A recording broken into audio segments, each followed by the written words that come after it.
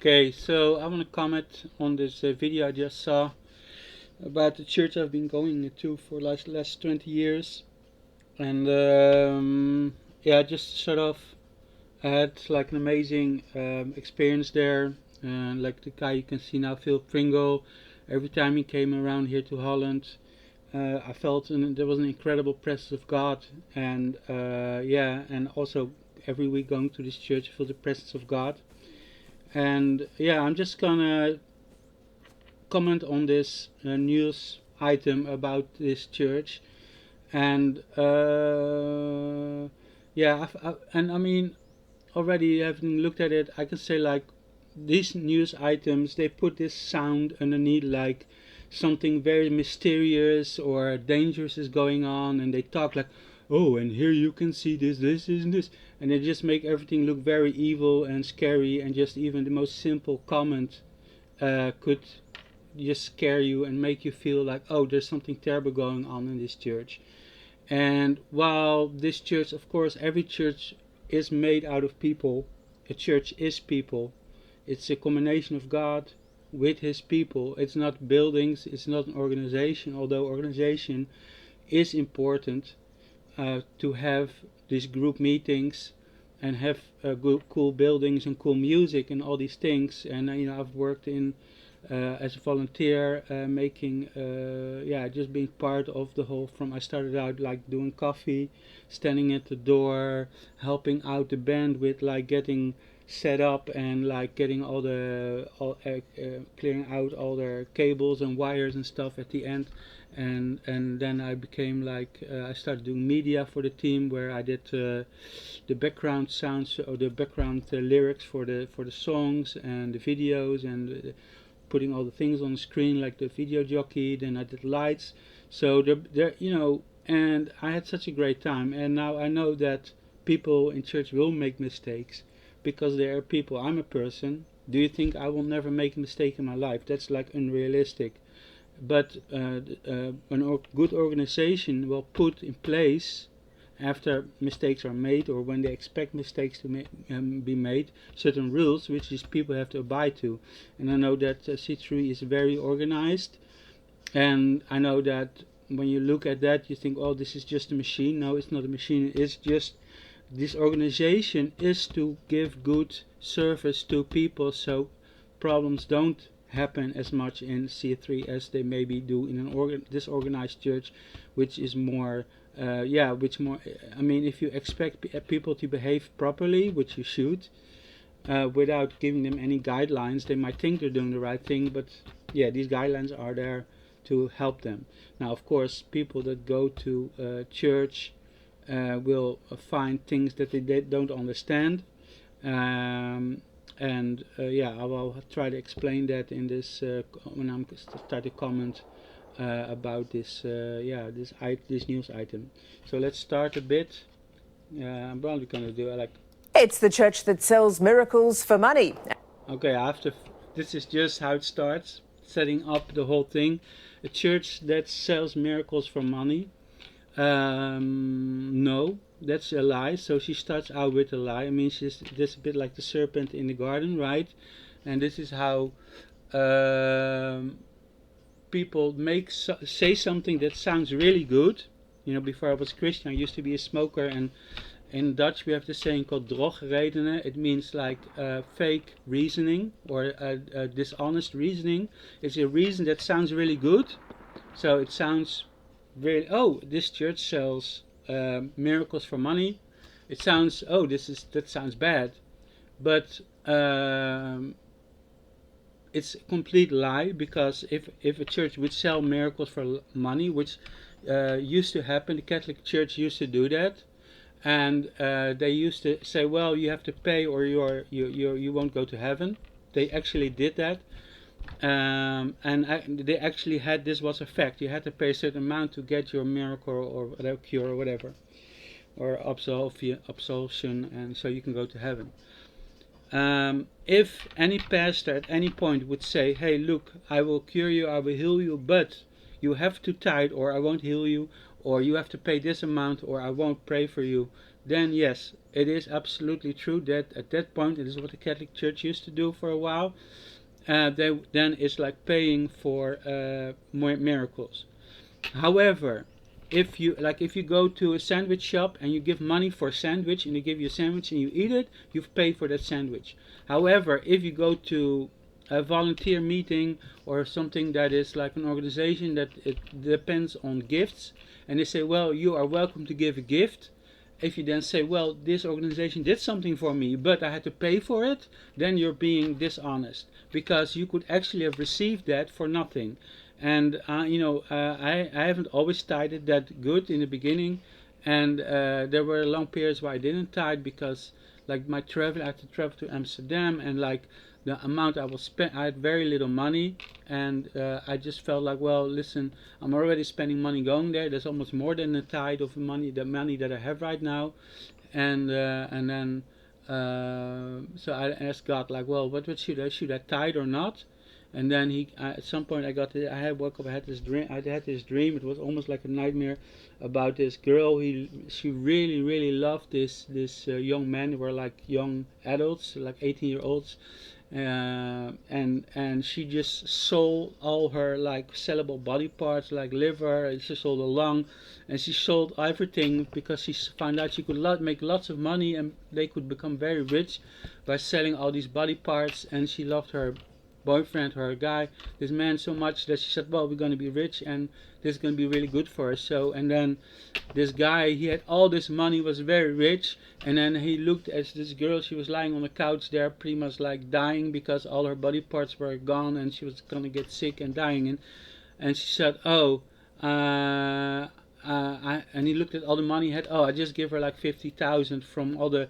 This is just a small part. He gave her just a little bit of all the money he got from this, and then he gave it to her because she sacrificed her life for that. And at this point, I didn't have much tithing. I think it was like 50 euros, and then I thought,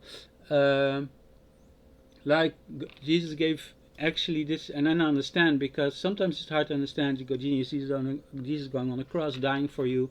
But this way I could understand, wow, this girl, she really loved this person and she gave everything her had and her whole life for this person, and he's so rich now because of it, and he just gave her like 10% of what he has. He's like a half million. He just gives a little bit for actually giving her life. So after that point I realized that giving like 10% for somebody who actually gave his life for you, somebody who gives everything for you, sacrifices everything for you, and loves you so much and does everything for you, it's such a small price to pay. Now, if you are new to church and you're just visiting, I mean, it took me years, literally like 15 years before I ever got this dream and I really understood tithing. So don't feel pressured to start tithing. But I do believe that as soon as you start tithing and you do believe in it, because the thing with God is, if you don't believe in it, faith is the thing what will make it happen. If you believe you can walk on water like Peter did, you can walk on water. If you stop believing you can walk on water like Peter did after he saw the waves, you will fall into the water. Now Jesus still catched him and saved him, but the thing is, your faith is actually the thing that makes the thing happen. So it's not, the tithing, but it's the faith behind the tithing. So if you just disgruntledly start tithing without any faith, you feel like you're being, like they're stealing from you, or you feel they don't deserve it, then I don't know why obviously, like, if you need faith behind that, and yeah. So this thing about paying for miracles is how the world perceives church, how they want to perceive church, and they just want to use the fact that people hate greedy people, they hate rich people, and they hate people that are making money dishonestly, and they just by this lying say by this lie, and it is absolutely a lie. So this person already said a lie, and they said, well, and they want to make Phil Pringle and this church, put them in a black area where they are the bad person, the bad one, while they're actually one tiny lie, like this serpent in the garden, saying, well, look, nothing will happen if you eat of of the fruit. You know, God is just want to withhold this information from you. It's going to be good for you, and do it. And then the whole everything start to be one big evil world. But okay, let's continue because I've been going on for this for too long. And now the Prime Minister's been dragged into a scandal involving one of C3's former pastors. Reporter Dan Nolan will join us with the damning photos in a moment. But first, more explosive claims from... Okay, damning photos. So they're going to be photos, they're going to be damning. Already we've been put up to believe that something bad is going on, even we're not showing it, and we don't even know why and how, what. And I've already looked at this. I don't even know what she's talking about, what's damning about any of these photos. They're just the regular church things going on, and just regular people with problems. I don't see what's any damning photos are going to be seen. But she already put two bad things in your mind already. That one, this is like you have to pay for miracles, and this is just church about money, and there's going to be damning photos. So she has proof. There's going to be proof that this is a bad church. Anyway, let's see if there is any proof. Our long-running investigation. Go! Go in Jesus' name! There was no one to stop what he was doing to me. Okay, well, already now what is anybody doing to her? You might start to think about. When I saw this video, I thought, oh, are they touching her? What's going on? Anyway. They're gonna not tell you what they were actually doing. They're just gonna leave you thinking about all those things and imagining all these bad things about somebody doing bad things to her. Loose in Jesus' name! They have no training in... You see, they cut into something completely different. They don't tell you anything. They just keep your imagination running about somebody doing bad things to her. mental health. They are trained in the Bible.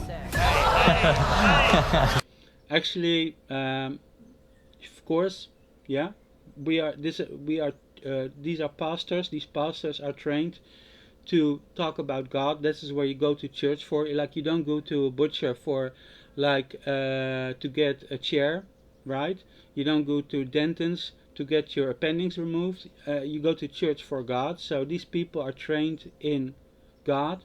Now, actually, these people are pretty good at helping people, because that is part of what they do. But yeah, our church is basically about faith, like I already said. Like, faith will help you. God will help you in a way by believing in something good is going to happen to you. This is, if you read the Bible, every story talks about people being helped by God through faith. So there's nothing strange about that. We are not in the business. We're not psychologists. We're not counselors, although there are some counseling things going on. We do help people, but we believe that eventually we're here to help people to get in connection with God and being helped by God through faith, through healing, through miracles. We are not just psychologists. And our policy is that if you need a psychologist, you need to see psychologists. We're not supposed to we're not here to until you're healed or something and you don't need it anymore. We're here to provide a service next to, like going to a doctor for your ailments. If you can go to a church and ask for God to heal you, God can heal you. Then you don't. If you see that you don't need this healing, of course you don't need a doctor. But it's not like we say oh no, we paid for you, we healed for you, don't see any doctors anymore, or don't ever see a doctor, we will heal you, we pray for you. Actually, our church is C3 Church is very realistic. We prefer people to always see a doctor and ask around what is going on with them and how they need to be helped, take their medication, etc. But we are a church, so when you come to a church, you are being prayed for healing, for miracles, financial miracles, in your family, your relationships, your marriage, problems with children, any problem you have. It doesn't matter if it's sickness or financial or personal. We will pray for that because we believe in miracles in all those things. We are not a replacement for an accountant. We are not an investment bank, an investment thing where we are not. I do believe that investing in God is the best thing. Like, if I would have be, and I think that even if you don't have much money, like there's a part in the Bible where a poor old woman who has like a widow, she gives like a few cents, and then Jesus says, well, look, all you people, you've all given money, but this woman, she has given more than any of you. And he praises her because even in her poorness she had faith in God, and from that faith she gave all that she had to him, like, please help me, I need you. And she needed God more than anyone else, and from that she gave to God, and he praised her for that. He saw it, Jesus saw it, so God sees that, and that's what we preach. But yeah, of course, this whole news item is going to change that and try to make you believe that we preach about money because we want your money. But yeah. And I was told to stop taking my medication. That is dangerous. I think religion and this church are completely separate. Basically, okay, she was told to stop her medication.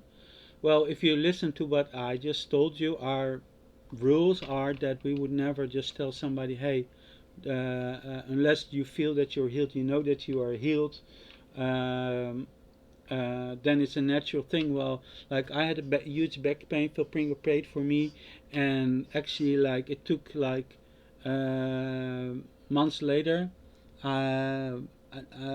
like last year, the whole year, I didn't have any back pain, and so for me I was healed. Now you could say, well, I was healed because I started doing workout and training, but I believe that God can. You can even have like a complete miracle, like where the Holy Spirit comes and He can just come over your body and heal you instantly in a miracle way, or He can just change your life, where naturally your life will be improved. Like if you want financial situation improvement, yeah, sure. Gold is not going to fall from the sky. It probably hurts you really bad. So you will get a better job. So your life will change, or you can get like this really special thing happen to you. Okay, let's continue. He is the God within that church. Pastor Phil Pringle lives like a millionaire, mainly off the back of donations from his devoted followers. Okay, he lives like a millionaire, so he's not a millionaire. Is that what you're saying? He's not a millionaire, but he lives like one? Okay. At C3 Church, Hayley Stewart used to be... He lives off the back of. This is like saying, Steve Jobs lived off the back of people who buy their iPhones. Look, these people provide a service. If I do a job, if I work as a painter and I paint your house, do I live off the back of you because I painted your house and you gave me money? Okay, anyway. One of them. Now she lives in homeless accommodation. Okay, so they set up a story. He lives like a millionaire and she's homeless. So she's the victim and he is this evil guy living off her suffering. Anyway, this is how they set it up. How do you think Phil Pringle views business people versus poor people? If you're a poor person, you're basically not trying enough. You need more faith. You just got to get back up and, pray about it. Hayley. So, yeah, that's basically how we think. But if you're like ill, like this lady is, and like my mother, I've taken care of my mother for the last 20 years, then you're ill. You're not poor because you are, this is only for healthy people. If you're a healthy person, if you're a sound mind, yes, you can, and you're able to work and you can spend your time getting paid for something or starting up a business or working, and you are still poor, then we believe that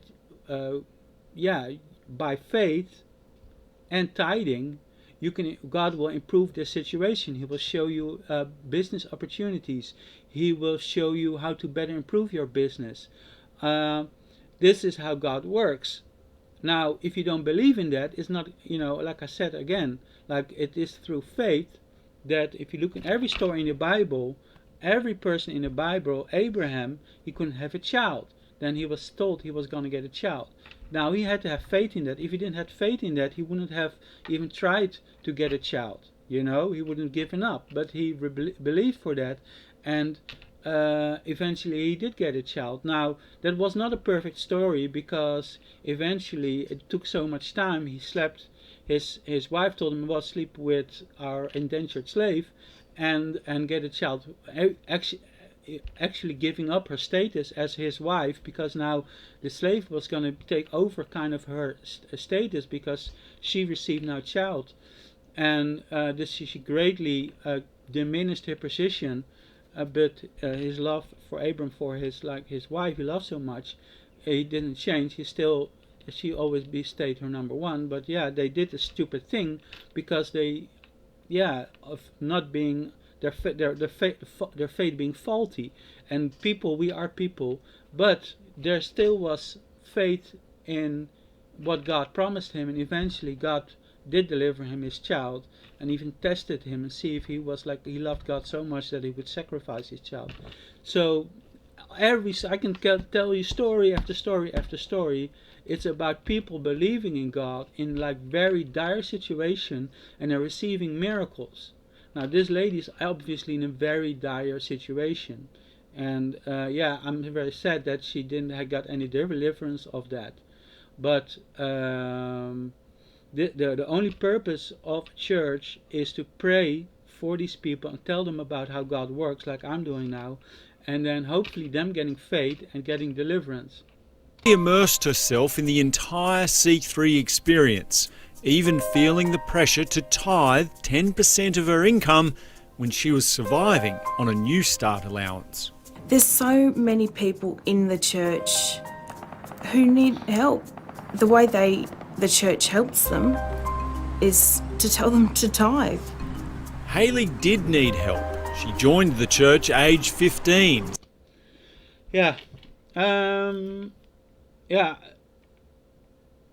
The church provides on people with financial problems. Actually, when I was, I've been since the beginning when I was in the church, I tried to help vagrants and people on a personal level. People will help other people.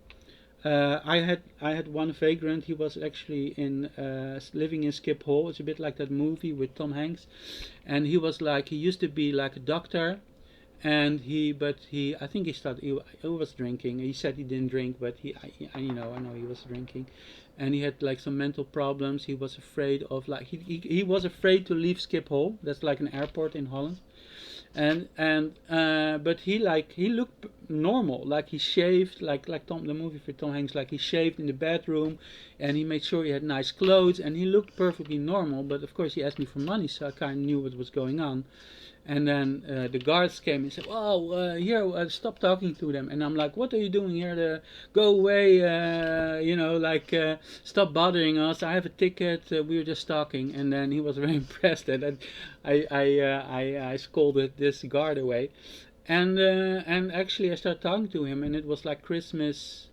I think the day before Christmas or something. So I thought, well, this sounds like a great idea. Just maybe I couldn't have dinner with him at my home because it was a bit messy and stuff with my mom. So I thought, well, maybe I could ask him to go out dinner. So we had dinner, and the next day, and for 4 months I helped him, and I spent 400 euros every time I gave him. I met him. I just gave him 5 euros, 10 euros. And because I knew that the time that he was spending with me, he couldn't beg, he couldn't look for maybe go to trash cans. So I just gave him 5 euros or 10 euros, and everything I spent 4 months helping him. It cost me 400 euros, which what for me was a lot of money at that point. But I know eventually I started taking him to the church office. And he started meeting other people from church, and he started dating this lady because I took him to the library. He started going out of Schiphol, but he was afraid to go out of Schiphol because he was so embarrassed about the situation. He used to be like a doctor, and he was so embarrassed, and he felt comfortable in Skip Hole. This was where he was okay with being like a vagrant, and he could like pretend he wasn't, because he would like shave himself and do his hair and he would look normal. But he was so afraid to meet other people that knew him as a doctor, and then the embarrassment of being like that. So he ended up with meeting other people, like getting over that. I showed him the library in Amsterdam Central, where he was able to use the computer, and then he started dating this lady who was like very, very into like African ladies with African descent. So he found this lady, and actually she was a nurse, and I hope that now they are doing fine together. And so people from church do help people, but it's either people from church and now actually our church we have C3 Cares, and so now it's more organized, where they do help people that are poor. Suffering from anxiety. Instead of receiving counselling or medical advice, she says a number of different pastors tried to heal her with prayer. We've seen how other C3 pastors do this at their annual conference. C3 Australia director John Pearce makes a hissing sound as he claims the Holy Spirit fixes various medical ailments. Fallbacks. Is it discs? Has anyone got a tumour? Disc. So we do make sometimes weird noises because it's called speaking in tongues, and that is, if you look in Acts, like the Holy Spirit comes down on the Christians, and they start like talking in all these different languages, and people in this area that are from all over the world, they started understanding what they were saying because they were speaking their language. And this was, I think, of course, God. If you look at the story of Jesus, he start talking about even the dogs get like crumbs from the table, and he's like original Christian, or like God was for the Jews, right? It was like a blessing for Abraham, and so the Jews claimed, well, God is gonna, this is our blessing. And then here you see that there was centurion. He says, oh, here don't even have to come to my home, just say and my my slave will be healed. And Jesus did it. So, and he was, this is a man of great faith. So you see that through this non-Jewish people having faith in Jesus, now faith goes beyond the Jews. It is for everybody. And so that's where speaking of tongues come from, because we started, the Jews and the early Christians didn't just focus on like Israel. They went into the world and preached Christianity to all the nations.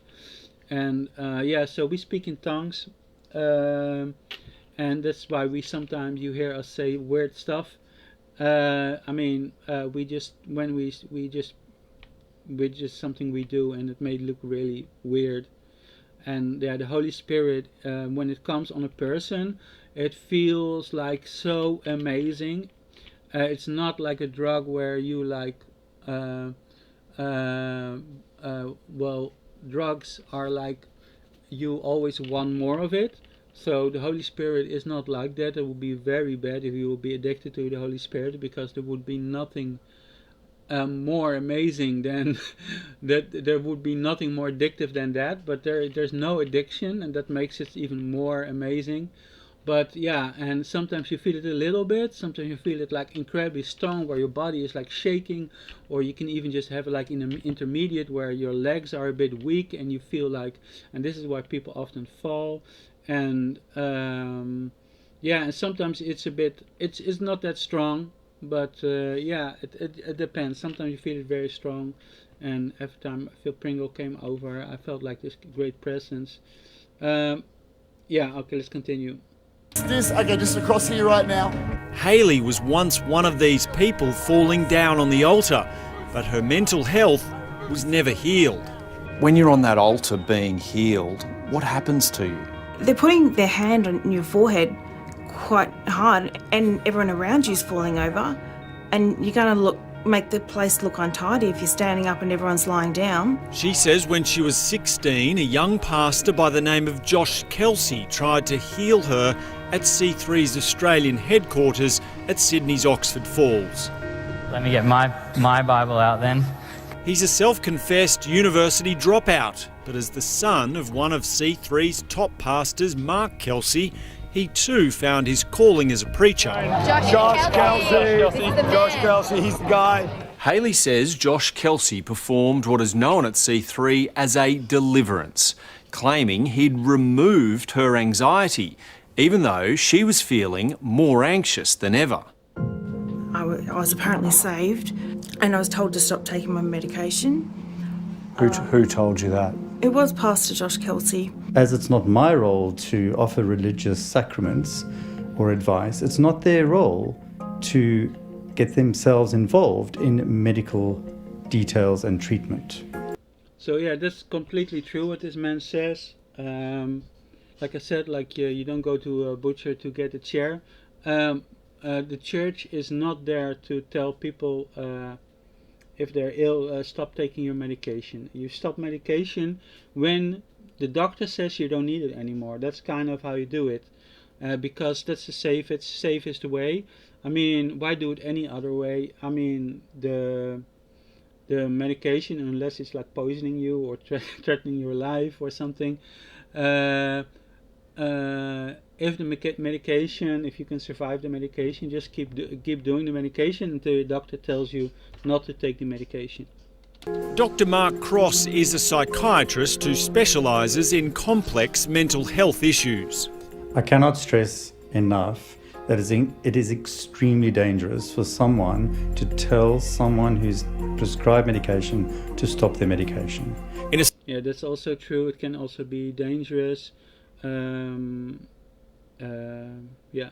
Statement, a C3 spokesperson said Josh Kelsey emphatically denies ever saying she should discontinue prescribed medication.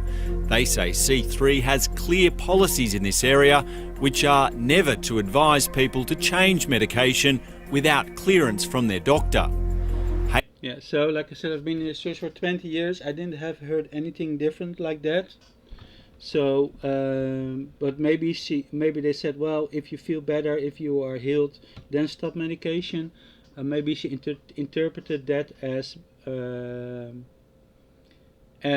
being told to stop medication, although she's not healed. If at some point Christians are advising people that are sick to stop their medication, while they have not been cleared by a doctor, or they're not certain themselves that they are healed, or there's any chance of that being bad, then yeah, that would be a bad thing.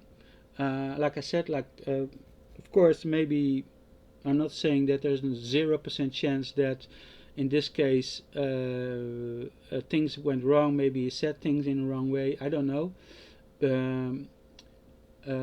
But there are if he is trained well. I mean, he went to like a training to do this, and in his training he has learned not to do these things like this. And like I said, you go to church, you heard things in church, you are being taught, like going to church is going to school, literally. You just learn about God, you learn about these things. And when we teach about healing, we also teach about about our policies on this and how we think we should do that. And so he should have known that. And he's like the son of Kelsey, that's like one of the main pastors, so he should be very well educated on this. So I would find it very unlikely that he actually made this mistake, although yeah, I wasn't there, so I don't know, but it would be he should be very well educated on this. That's one thing that's for sure. Hayley says without medication, her condition got worse, eventually developing into schizophrenia. And that's when Pastor Mike Connell was brought in. When the law of God is broken or violated, that's where demons come and operate. Mike Connell founded his own church in New Zealand, but is a regular at C3 events where he's considered an expert in delivering demons. I ask you to forgive me for concealing my pain, for agreeing with demonic spirits. This is him in action in the US at what can only be described as a mass exorcism.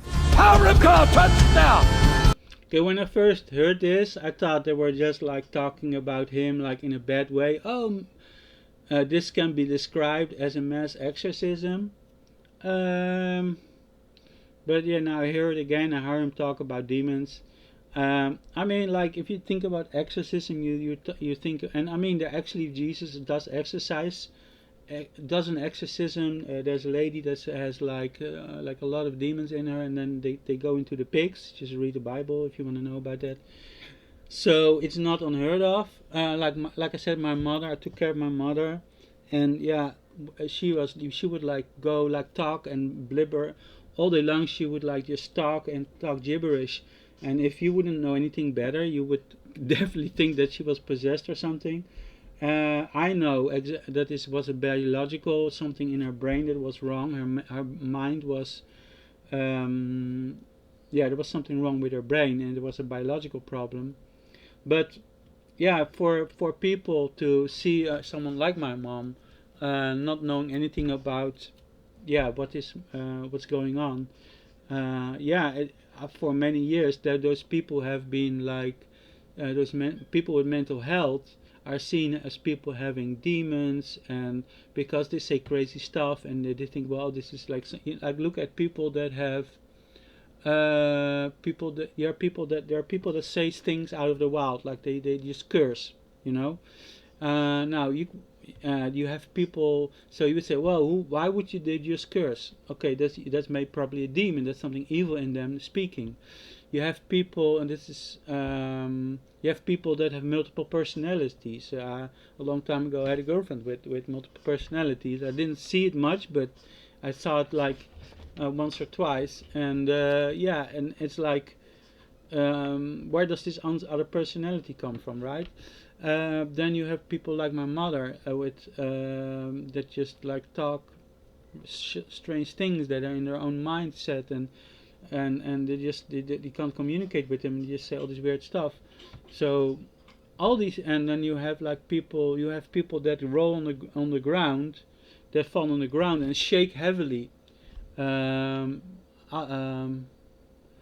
my brain, I need more sugar or something. Like my brain, I can't all these I can't get all the names of all these illnesses, but you know what I'm talking about. So most mental illnesses look like there's a demon in a person, and that's a bit of and like now we know psychology, but all these things used to be all like identified as having demons. Now, of course, like if you like, they could be demons. Maybe my mother had a demon. I don't know. I don't think so, because I'm a man of prayer. I will identify. I will find it. If you cannot be. If I pray for you, then I will find it. I will in the spirit. I will see something. And I had that happen when I prayed for like my biological father gave me a picture of my half sister, and I prayed for it, and I just saw this like demon coming out of this picture and attacking me. I just felt him attacking me, and I know it sounds crazy, but this is my experience. And so I do think that actually that there are, there can be demons. So and it's also in the Bible, but there's also like mental illness, and this girl's schizophrenia is obviously something that needs to be treated. Now, you can treat it with medication. You should treat it with medication to lessen the effects of her illness. Like I always gave my mother her pills. I never tried to like, oh, we're just going to pray for her and not give her any pills, I experimented with different pills, and I gave her like other pills, and I asked God for like how to help her, and we did make some progress in that. But I never said that I wouldn't. But the thing is, with my mom, it was impossible. There was no healing for her, and with schizophrenia, there is no healing. So if there's no healing, then you can treat the patient with medication to lessen the effects of their illness. but this person, to deliver this person of this illness, you would need a miracle, and that's why the church comes in. And I do believe that as Jesus did when he walked around, he was healing people of these illnesses. He still does. So, and what you're seeing here maybe look a bit weird if you're not a Christian, and an exorcism, and an exorcism can be of an evil spirit. But yeah, what is an evil spirit? An evil spirit can be, for some people, it can be just their illness. It can be the spirit. You can see the spirit of the illness, that is being destroyed. There can be an actual maybe evil spirit. I don't know. It's a bit complicated, and like I said, I love science. I love biology, and I'm sadly not became a doctor. I wish I did, but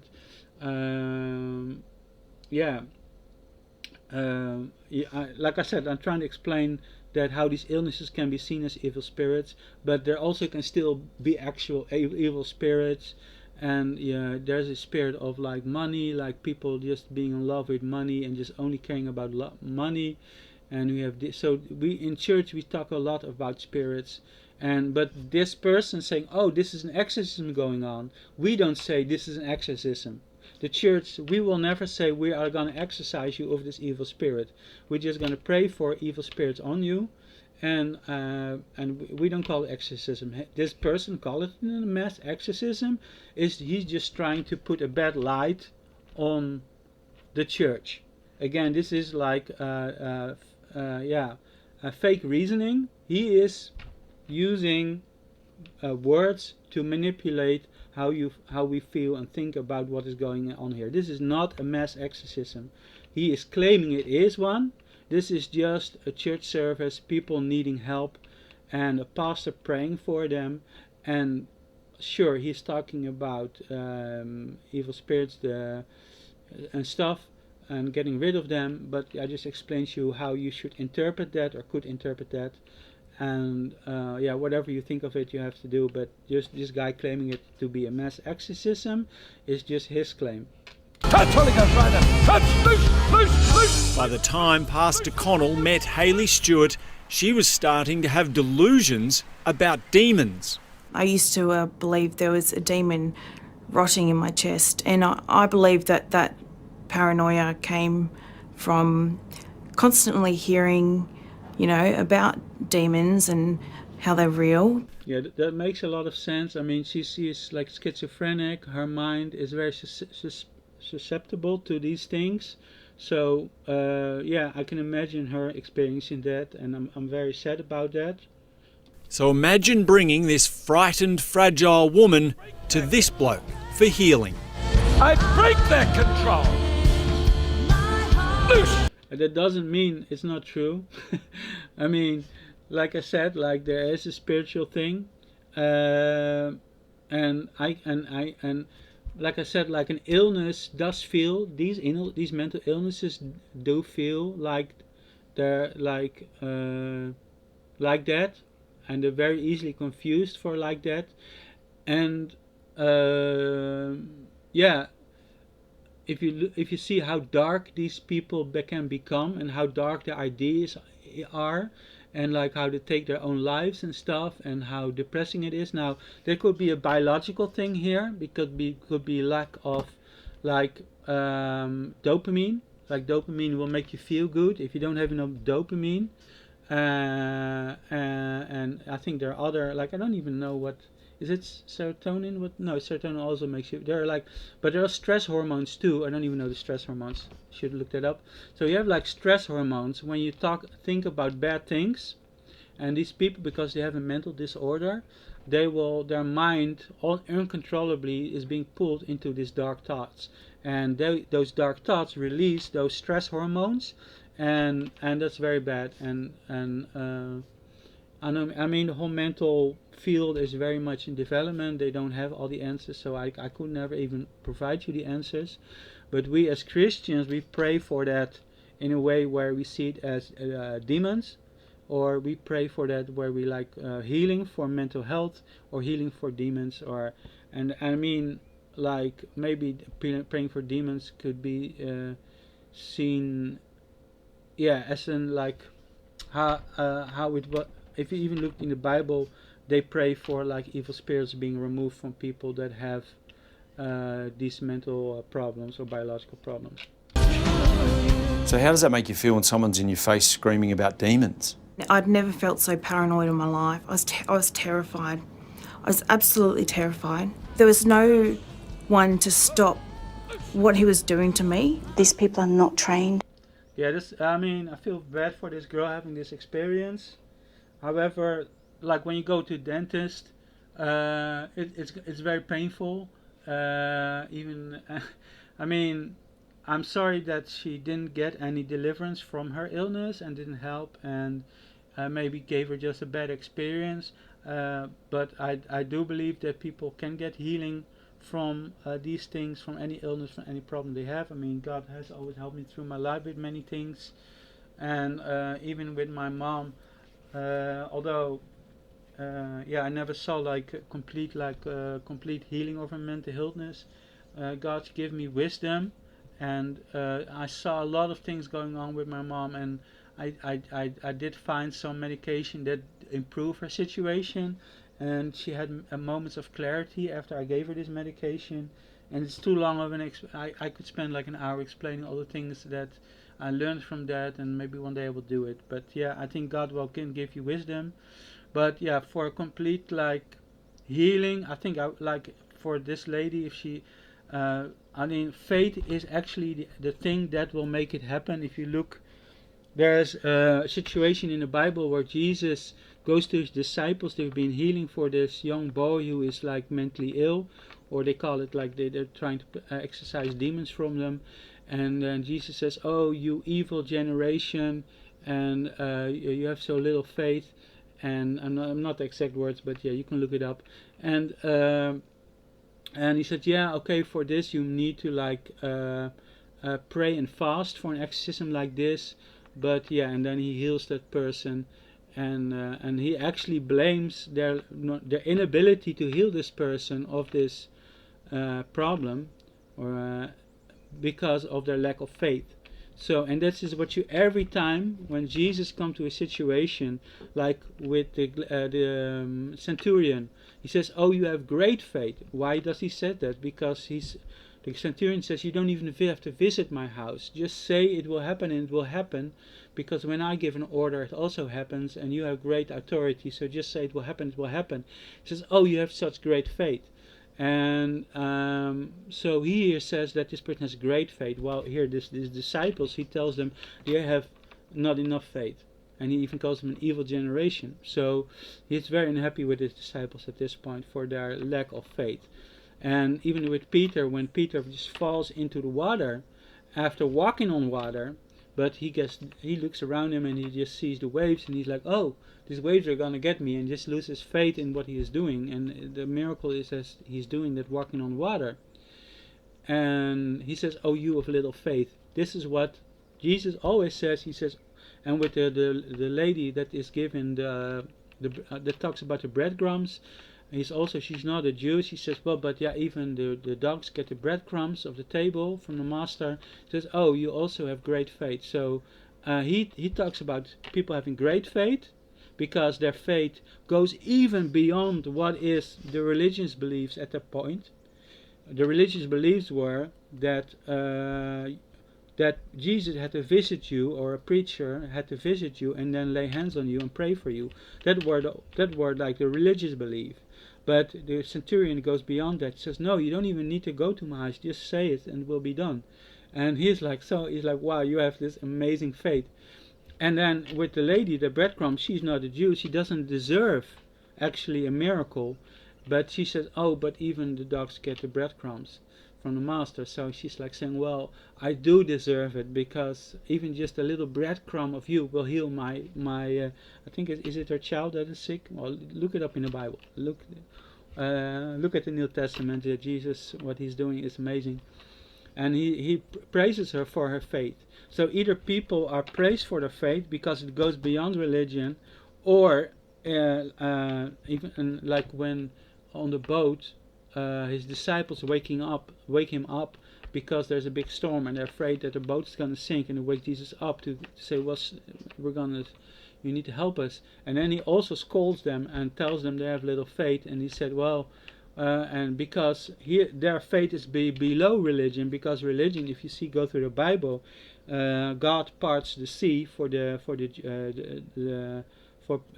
Moses, for the Jewish people. So you can see that God controls the sea to save His people. So why would these Jewish descendants of these people be afraid of the sea if they know that God can command the sea for them? And He has been teaching them that they also have this power, that by being His disciples they have the power to do this, and they could just say to the sea, well, stop, be quiet, storm stop, rain stop, lightning stop, and it would happen because they have this power that they are getting through being Jesus' disciples, and that's what He's been teaching them. And He just calls them and says, well, why you have so little faith? So just look this up, because I don't have the exact wording in front of me. So, but this is basically what He's saying in every situation. Either He says they have little faith or they have big faith. Anyway, I didn't even know how this started. Just continue. They are pastors who have studied the Bible. Dawn says her mental health also suffered whilst attending C3 Church. She joined aged 19 and was soon employed as a secretary to one of the senior pastors. She says she even used to babysit Phil and Chris Pringle's children. I adored him.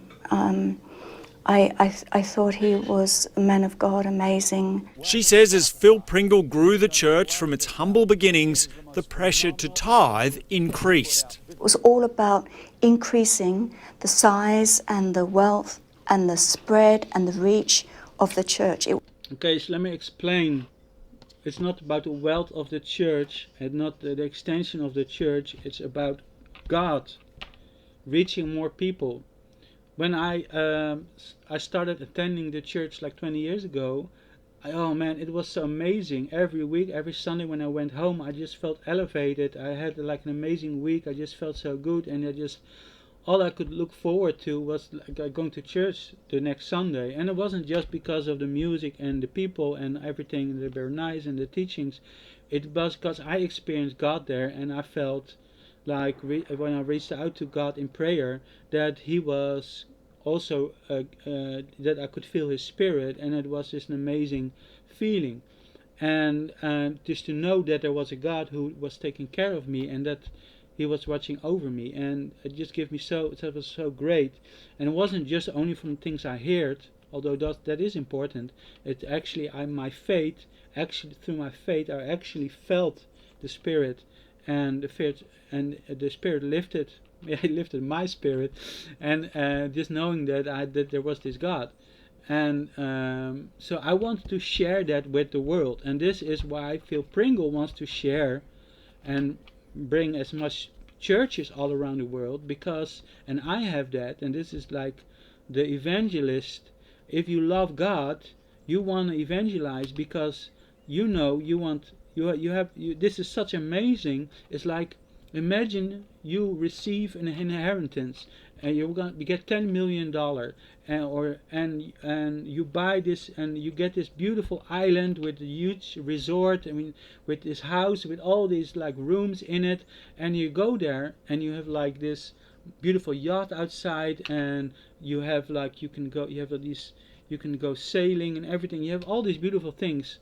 Now, if I would get that, the first thing I would do is invite all my friends there. Say, come into my house, live in one of these rooms, don't pay any rent, just stay there, have fun, and I will give you all the food you need, and you can go on my yacht and go sailing. We can together, and just on your own or together, you can just live here, go paragliding, have fun, enjoy this island with me, because it's a paradise. If I get a paradise, I want to share it with other people. So from this, I started evangelizing to people. I went on the streets in Amsterdam and started evangelizing to them. And this is exactly this is why we want to expand church, not because we get money or become richer. because we want to enrich other people by it. And 10% is optional. It's never the goal to like we extort people 10%. If you have faith that by giving like 10% or any amount of money you will receive blessing, I mean, many people tithe above 10% because they because they think there's a blessing in it. And if you look in the Bible, Old Testament, that's where it's all started, and these people are getting blessings by God. And I already told you the tithing story, that the dream that I had, and it's actually 10% is not much. If €1 10 cents, it is not that much, especially if you're getting blessed by it. But it's not an extortion. It's absolutely not what it is. But if you feel like it is, then you should never do that until you feel comfortable that you are not doing it because you need to do it, but you're doing it maybe because she was you will hear that she was working for them. Maybe she felt obligated like that. Sometimes you can feel obligated. Don't do things because of obligation. Do things because of love and faith. It was not about giving to people who really need it. Dawn was a devout Christian, but says she now can't even bear to enter a church, following the exorcisms she endured at the hands of other pastors to end a same-sex relationship. Even to the point where one of the ministers rang up the person that I was seeing and told her she was of the devil. And I had people lay hands on me, tell me, Satan, get out of her, leave her alone, she's God's child. Dawn says she's suffered permanent damage to her mental health from C3's attempts to change her sexuality. I ended up having, close to breakdown after breakdown after breakdown, and it still haunts me, and we're talking 25 years later. Being told that you can pray the gay away does not help a person who's struggling with their sexuality and identity. I know in my heart that we're not the only family who have suffered. Okay, it's another story. So yeah, this lady, she got into a lesbian relationship, and they prayed for her because officially, like if you look in the Bible, it's a sin. Actually, like in Old Testament, they were it was a stonable offense. They would be stoned to death. And but I've written about this, and this has been like on my mind for a long time because it's really, really difficult. Because like if you're a straight guy, homophobia is not about. Homophobia is like a phobia is because you're afraid of getting hurt, of getting like an illness. Homophobia is being afraid of being homosexual. And for like most straight guys, would be like horrible. That would be like, I'm sorry, I'm not saying it is horrible. I'm not saying that. I'm sorry. I don't want to just make that clear. I'm not saying it is horrible to be a homosexual. If you're a happy homosexual or bisexual, then all the love to you. I think that you just live your life in peace and love and go to church and don't be bothered by. But for a straight guy, because straight guy, most of them are a bit macho. Like we don't like. I want to see another guy as a brother. I don't want to think about other stuff. And when I see a beautiful woman, and actually I only about my wife. I don't have a wife yet, but if I have a wife, this is the person that I should be thinking those things about. And really, that should be my joy, and it shouldn't be anywhere else. And the idea of that it's just scary. Like it's a bit, and it's a very natural thing. Like there are the things that we dislike and we like. If we dislike, if there's foods that we dislike, if we really dislike them, we can even get like nauseated about them. And I'm not saying that there's anything wrong with that. I feel very sorry for this lady that he had to went through this. And this is a thing about religion versus faith. Religion is about rules, and faith is about following a living God.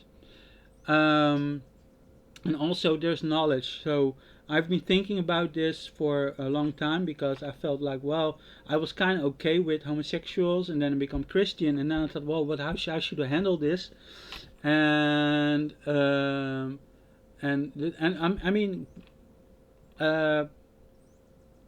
So eventually it's about religion and faith, and religion is about rules. So what these people were doing, they're following an Old Testament rule where homosexuality is bad. It's like one of their rules and commandments and stuff. And now I'm not saying you cannot change that. You cannot say, well, it's no longer bad. I cannot say that. Like, I cannot say it's no longer needed to not be circumcised. I cannot say it's no longer needed to be, that was Abraham's covenant with God, right? But when we became Christians had a bit of different rule sets, differently rule and deal with these things. Like, if you look the Old Testament, the Jews were supposed to like stone a woman that was like, or woman or man that was like sexually doing something wrong, like being homosexual or like sleeping with somebody else or this kind of things. So we don't stone people. Christians don't stone people. So we are already a lot different than the old Jews. We don't apply the Jewish rules.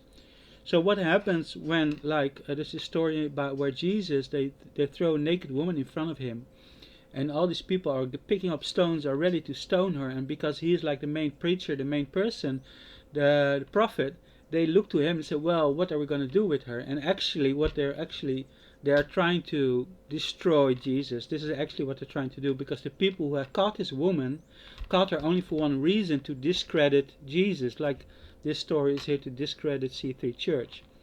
But there are some also sometimes when people criticize you, you have to listen, because there can be good arguments.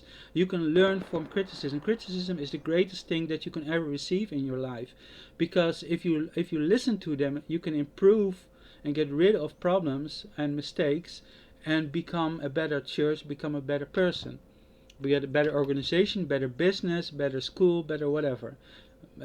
You can, and this is also like a biblical.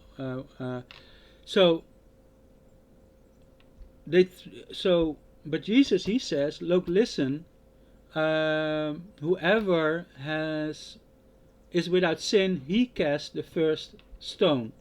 So now he is actually without sin, because he was born from Mary, and he was like, he's like Jesus. He's like, the Holy Spirit came over Mary. So like his Father is God. So he is holy. He is without sin. These other people, everybody in the world is with sin. I mean, we were born with sin because we all come from Adam, who has the original sin by eating from the apple. I know it's a whole story, but we are all born in sin. Nobody is without sin. And even when you go through life, you say, well, how can you say I'm born in sin? I was a baby. You will have sinful thoughts. You will do sinful things. You will tell a white lie. Maybe do things that are not so great. So we are sinful. But he says here, who is without sin, he throws the first stone. Now, of course, he's talking about himself. So if he throws the stone at this naked lady, then the other people can do it, and she will be killed. But he says, but nobody throws the stone, because they're all with sin. They all know it, because even just looking at this woman, she's probably very beautiful. They think, oh, she's obviously things going through their mind. Maybe they're even aroused by the fact of killing her. I don't know. People can be monsters. So nobody throws a stone, and he also doesn't. So this sends a predicament, or a precedent. This is the first time in Jewish religion where God, and Jesus here present is God. So he has shown you, like, we're not going to stone this woman. And now, why I'm telling this story? Because if you're looking at like things like abortion, homosexuality, all these things fall into the same category, kind of like where they would stone the person. So by not stoning this adulterous woman, he is also not stoning the gay. It would have been a gay guy. Now I don't know if they would have. I don't know if they would have not. Anyway, like the gay guy. Like I said, like for straight guys, it's hard because it's we have like this natural dislike, because that's like being straight. It's like you don't like it. And it's not that we hate homos, but they can be a bit scary because we don't know what to do with dislike about it. And sometimes this can turn into hate because we fear it. We fear what we do not like. If you put a meal in front of me that I dislike, like some food that really just doesn't really smell bad, or I feel like, well, I will hate it, I will probably throw it away. So this is how straight people react. And this can turn into hatred, into like trying to change these people. But I feel that if you look at things like I said, like we no longer do a circumcision, we can eat everything, we can eat pigs, we don't need to eat kosher. All these rules has changed for Christians, and maybe we should be more open to people that feel that they can only be with the same sex. If you feel that you can only be with the same sex, or you fall in love with the same sex, and you want to be with that person, you feel that is the person you want to spend your life with, who are we to judge them? Because we all will sin in our lives, and our sins, are they going to be less than theirs? You know. So anyway, I'm gonna run out of time on this video. So At the hands of Phil and Chris Pringle. Bridget grew up deeply embedded in C3 Church, even appearing as a young girl in this music video where Phil Pringle was plugging a new album. You're looking for praise and worship. You're looking for the presence of God. Praise brings us into the presence of God. Her father, Nigel Allen, was a large donor to the church. What did your dad think of Phil Pringle? He thought he was the bee's knees. He used to call him such a man of God, such a great man of God. Her father became a pastor too and was working towards his dream of opening his own C3 Church franchise. I come from one of the best churches on the earth, C3 Church in Sydney. This video shows Nigel Allen preaching at a conference in Arizona about how Phil Pringle delivered his heavenly calling. Pastor Phil had an altar call in the evening service, and he said, there's a young man, and God has called you to preach the gospel to the nations of the world. But when Nigel Allen hit rough times, Bridget says Pastor Phil provided no support. Nigel was diagnosed with a rare lung disease and had a double lung transplant, forcing him out of work and eventually leading to bankruptcy. He lost his home and ended up living in subsidised housing. But they had no furniture at all. They had to get rid of they had to sell everything or get